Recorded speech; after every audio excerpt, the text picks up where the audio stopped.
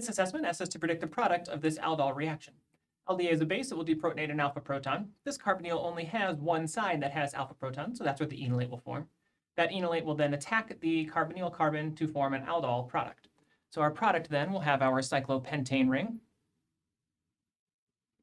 Our carbonyl will still have our cyclohexane ring as well. And our methyl group. We'll have a hydrogen here, and then the alcohol, or the alcohol from our aldehyde. So this is the skeleton of our aldol product. We have formed two new stereocenters in this product, so we'll have two new stereocenters in our product.